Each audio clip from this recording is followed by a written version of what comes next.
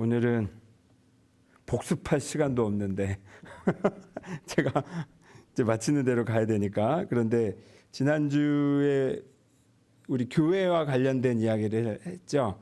그래서 이렇게 시작한 김에 또 시리즈로 교회와 관련된 이야기, 또 성전, 하나님이 계시는 곳, 이런 이야기들을 이제 좀 몇 차례 나눠 보고자 준비를 했어요. 그래서 지난주에 이렇게 나의 하나님 나의 교회라는 제목으로 했는데 제가 두 가지를 말씀드렸어요. 선포 그리고 사귐. 교회의 네 가지 요소 중에 두 가지가 이제 하나가 선포, 캐리그마라는 게 있고, 그러니까 하나님의 말씀을 그냥 좀 어떤 면에서 일방적으로 이거야 이렇게 하는 거예요. 요즘 같은 민주적인 시대에 일방적이다라는 말은 좀 폭력처럼 느껴지잖아요. 불편할 수도 있고 젊은 세대일수록. 그런데 이게 그런 차원이 아니라, 뭐 그렇게 보면 그렇게 보일 수도 있겠지만 결국엔 이래도 보고 저래도 보면 처음 말씀하신 저게 맞구나로 저는 찾아갈 거라고 이제 생각해요. 그래서 교회는 선포되는 곳이다. 근데 무엇을?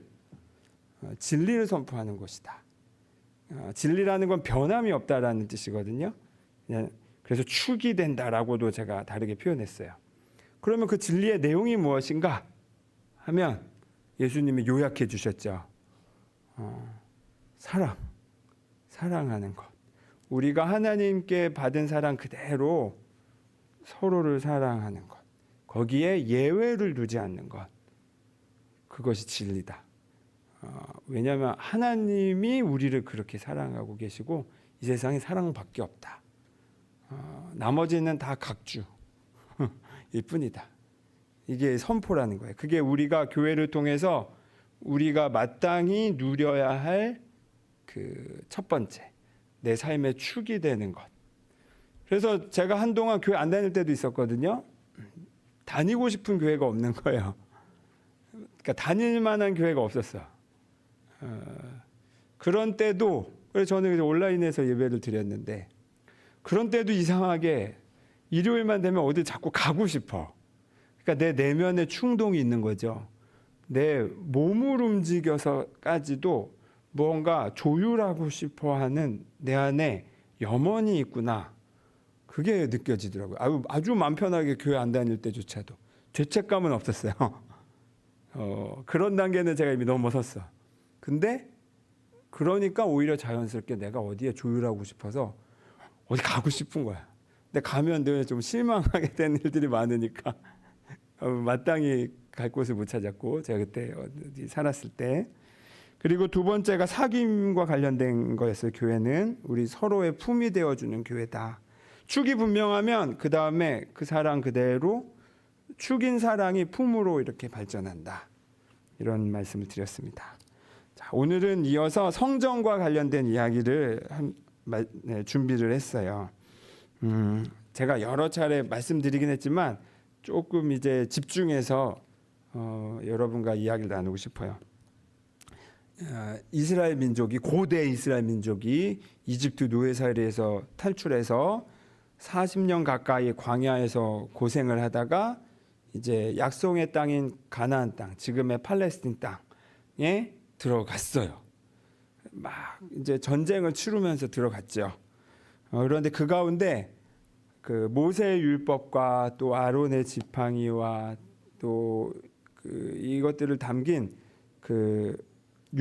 궤, 상자, 언약궤라고도 하고 법궤라고도 하는 그 궤를 이제 이스라엘 민족이 모시고 다니는데 하나님의 말씀이 여기 있다고 생각해서, 그런데 그것을 단순히 궤만 들고 다니는 게 아니라 그 궤가 있는 성막이라고 해서 텐트를 하나님이 명하신 대로 이제 그 성막이 이동하면서 왔어요.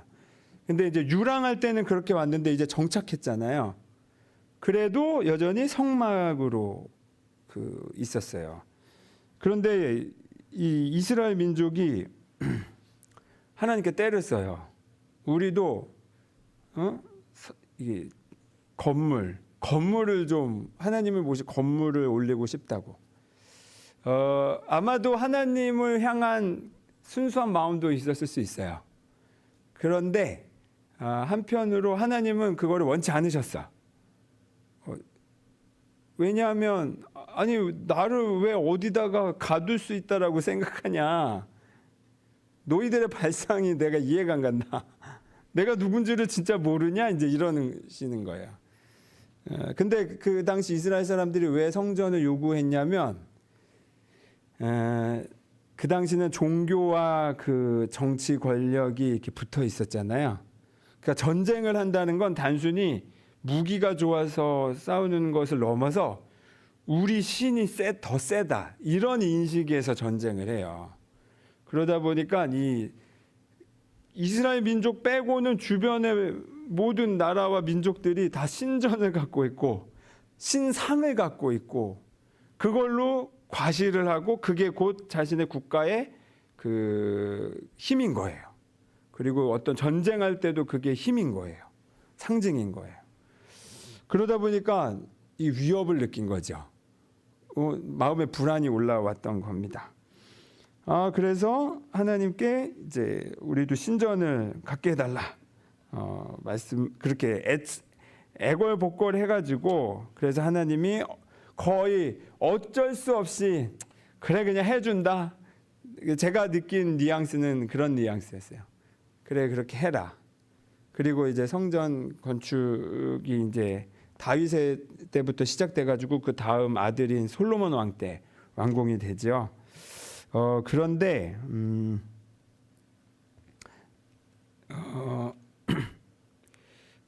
성전을 건축이 됐음에도 불구하고 구약 성경을 쭉 읽어보면 구약 성경뿐만 아니라 신약 성경까지 이어지도록 그 하나님은 그런데 여전히 나는 거기에 갇혀 있지 않아라는 거를 이렇게 저렇게 계속 표현하세요. 그리고 때로는 좀 세게도 말씀하세요.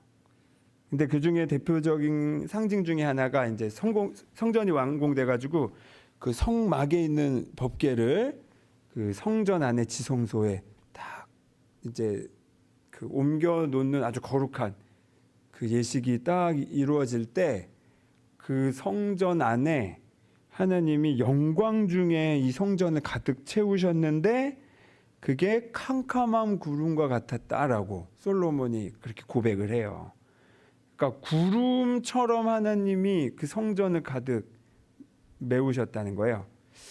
저는 이게 어떻게 읽히냐면 하나님이 거기에 뿅 하고 나타나셨고 뭐 약간 신비스럽게 신비주의로 나타나셨다라는 게 아니라 여러분 보세요. 구름이라는 게 이제 기체 상태잖아요. 기체가 이런 건물에 갇혀 있을 수 있습니까? 없죠. 그러니까 구름이라는 상징도 그래 내가 성전 안에 들어가긴 하는데 나는 이미 성전으로 다 담을 수 없는 존재야 라는 하나의 상징처럼 저한테는 읽히더라고요. 그리고 또 구름이 상징하는 아마 여러 그 영적인 의미가 있을 거예요. 근데 한편으로는 그 웅장한 성전조차도 담을 수 없는 하나님이라는 상징으로도 볼 수 있는 거죠. 그러니까 하나님은 이런 식의 뉘앙스를 너무 많이 표현하세요. 이름을 알려달라고 하는데도 나는 나다 이런 알쏭달쏭한 말만 하시지.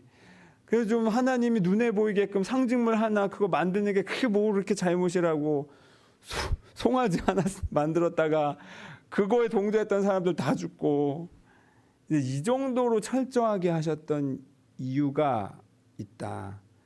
하나님은 그거에 갇힐 수 있는 분이 아니다. 그런데 사실 그러니까 뭐 많아요. 열왕기상 또 8장 27절에도 이런 표현이 있어요. 하나님께서 땅 위에 계시기를 우리가 어찌 바라겠습니까? 저 하늘 위에 하늘이라도 주님을 모시기에 부족할 터인데 제가 지은 이 성전이야 더 말하여 무엇하겠습니까? 솔로몬 스스로가 이렇게 성전을 완공해 놓고도 이렇게 표현하는 거예요. 얼마나 멋있습니까? 이게 뭐랄까요? 진짜 멋진 왕이에요. 그가 이 두 가지 성전을 그렇다고 무너뜨리는 건 아닌데, 왜냐하면 영적으로 그 어떤 아직 어린 사람들을 위해서는 눈에 보이는 게 필요할 수도 있죠. 저는 필요할 수 있다고 생각해요. 다만 거기에 갇히는 게 문제지, 항상 그거 넘어야 하나님을 보는 게 핵심이거든요. 솔로몬은 정확히 그거를 알았던 거예요, 왕으로서. 또 이사야서 보면 주님께서 이렇게 말씀하신다. 이사야서 66장 1, 2절이에요.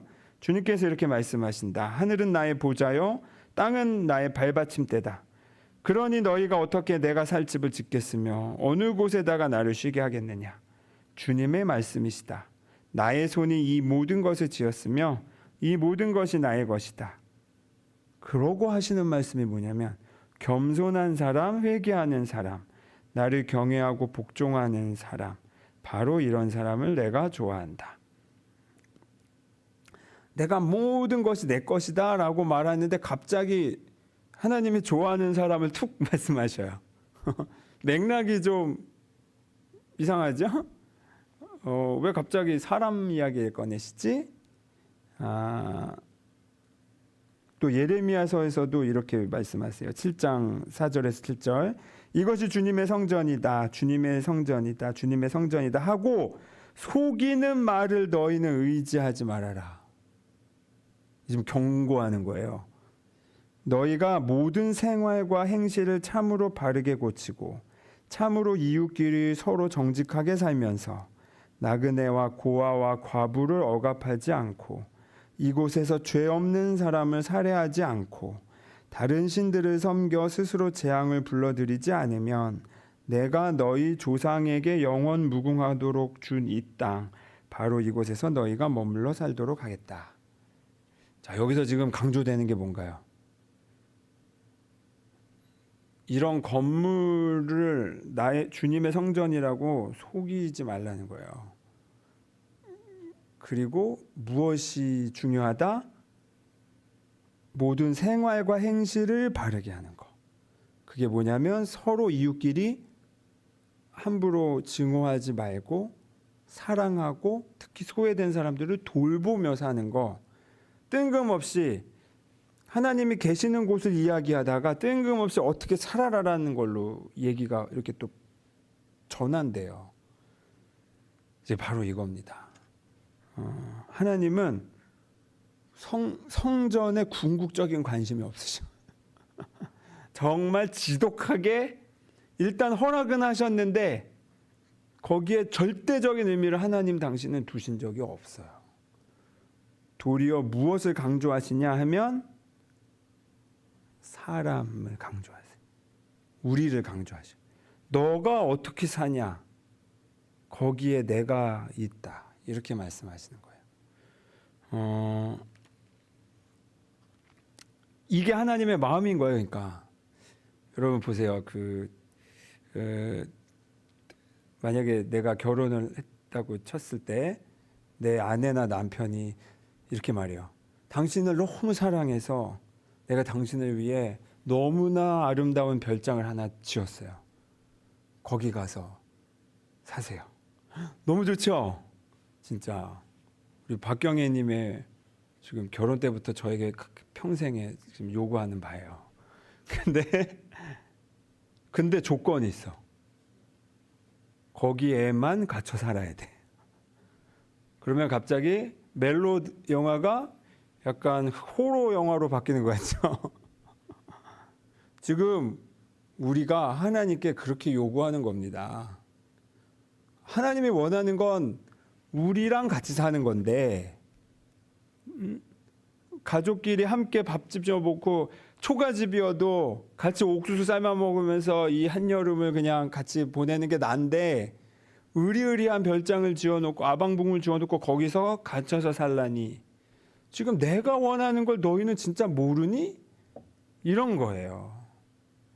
하나님의 진심이 무엇인가를 우리가 맥락을 큰 숲으로 봐야 된다는 거예요. 그런데 이제 지금도 우리가 자꾸 이렇게 보이는 거, 또 성경을 문자 그대로만 읽고는 이제 이스라엘 저 예루살렘으로 가야 된다라고 자꾸 생각을 하고 거기에 있는 그 무슬림들 다 몰아내고 지금 예루살렘에 지금 막 여러 종교의 성전들이 다 거기 모여 있잖아요. 다 몰아내고 그 오직 유대교의 그 성전이 다시 세워져야 된다라고 생각하는 그렇게 생각하는 사람들이 있어요. 그거는 기독교인도 아니고 왜냐면 그 유대교의 성전이지. 성경도 모르고 맥락도 모르고 핵심도 그거는 모르는 내용이에요. 물론 그 공간이 주는 힘이 있어요. 그거는 아주 저는 너무나 소중하게 생각해요. 그 공간에 쌓여 있는 그동안 이어온 기도의 어떤 그게 있어요. 그런데 그거는 절대적이지 않다. 그거는 우리가 여기서 쌓아도 되는 거예요. 이게 바로 구약의 정신입니다. 신약의 정신이기도 해요. 하나님은 성전에 갇히는 분이 아니라 사람 안에서 사람을 통해서 사람 사이에서 일어나는 일에 관심이 있으시다. 그리고 그래서 화려한 제사 이것도 원치 않는다. 제사라는 거는 인간 내면의 변화를 하나의 상징으로서 의례로서 그 제사를 표현한 거지 그냥 덜렁 진짜 소를 몇 마리를 잡고 이런 게 중요한 게 아니다. 그러면서 삶은 누군가를 착취하면서 산다면 성경의 표현이잖아요. 성경은 세게 얘기해요. 더러운 재물, 그냥 역겹다. 이게 예언자를 통해서 하나님이 하시는 말씀이에요. 오늘 읽은 고린도후서 6장 16절. 제가 새번역 성경으로 읽어드릴게요. 하나님의 성전과 우상이 어찌 일치가 되겠습니까? 우리는 살아계신 하나님의 성전입니다. 그것은 하나님께서 말씀하시는 바와 같습니다. 내가 그들 가운데서 살며 그들 가운데로 다닐 것이다. 나는 그들의 하나님이 되고 그들은 내 백성이 될 것이다. 지금 이 고린도후서 6장 16절은 구약 성경을 세 군데 막 여러 군데를 지금 요 짧은 구절에 압축해서 인용하고 있어요. 그러니까 신약에서도 구약의 정신을 이어서 사도 바울이 말하는 거예요. 하나님 우리가 살아계신 하나님의 성전이다. 그리고 또 에베소서 2장에서 이렇게 또 말씀하세요. 그리스도 안에서 건물 전체가 서로 연결되어서 주님 안에서 자라서 성전이 됩니다.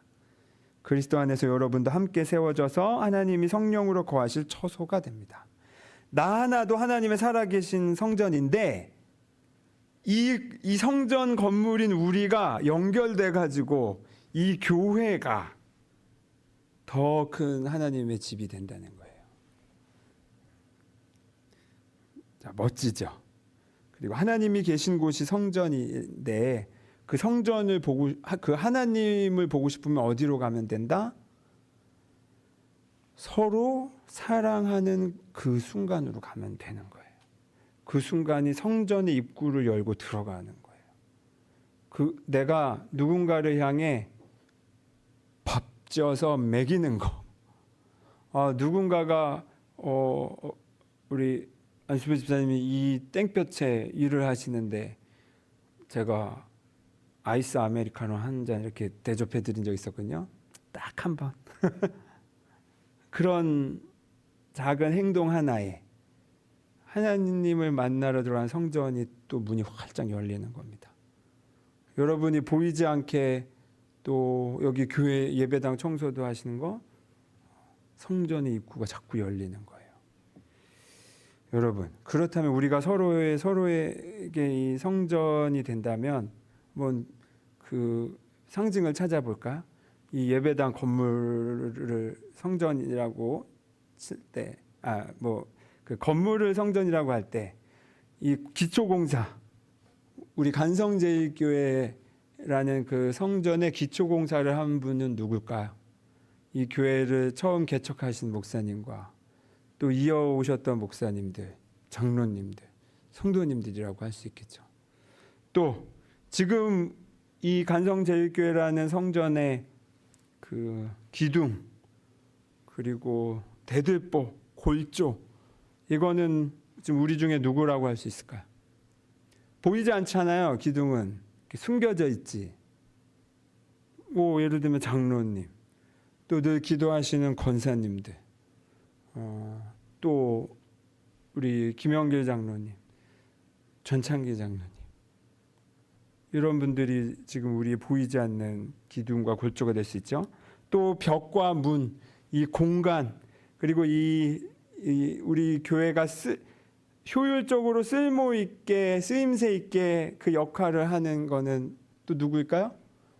늘 봉사와 헌신으로 하는 우리 남신도회와 여신도회, 여러분 한 명 한 명이 그렇죠. 또 성전 그 상징을 보면 그 여러 장식들이 있어요. 황금으로 막 입히고, 또 등불도 필요하고, 아름다운 꿈이. 저는 또 여러 가지로 상징할 수 있지만 제잘제잘 떠드는 우리 아이들, 우리 예를 들면 이런 전등 역할을 해주는 거 아닐까? 또 성전 안에서 울리는 그 많은 찬송들, 우리가 예배 때 부르는 찬송, 우리 성가대가 하는 찬송, 우리 반주자의 그 음악 소리들, 연주 소리들. 목사는 그러면 어디에 비유할 수 있을까? 뭐 정답은 없죠. 아마 목사 내지는 우리 교회가 속해 있는 교단이나 노회는 한 지붕 역할쯤 해주지 않을까? 정도. 뭐 이런저런 상징을 해봤어요. 얼마나 고맙습니까? 우리가 덕분에 서로 덕분에 우리가 이렇게 안전하게 신앙생활을 할 수 있다는 게. 그리고 우리 성전에서는 제사를 드리죠. 제사를 드려요. 그 제사를 통해서 하나님과 계속 소통을 하는 거예요. 나의 마음을 하나님께 알리고, 그 제사를 통해서 다시 하나님께서 주시는 나의 그 예언자들의 목소리를 통해서도 또 듣기도 하고. 그래서 저는 우리 교회에서 모든 하는 일을 밥 짓는 행동이라고도, 밥 짓는 제사라고도 비유할 수 있다고 생각이 들어요. 그러니까 우리가 서로에게, 오늘은 공동 식사가 없지만 막 매주 이렇게 밥 지어서 딱 교인분들의 드시라고 밥상 차리는 거, 이거 하나님 드시라고 밥상 차리는 거잖아요. 왜? 그 하나님이 어디 계셔? 지금 김현옥 권사님이 여기 계시고, 이재순 집사님이 왜 계시는데, 이정기 형제 안에 계신 하나님 밥 차려드리는 거, 그게 어떻게 소홀한 일이 될 수 있겠습니까? 거룩한 일이죠. 우리는 이미 이 거룩함 속에서 서로를 섬기고 있고 서로에게 감사하고 있었던 겁니다. 간성제일교회를 생각합니다.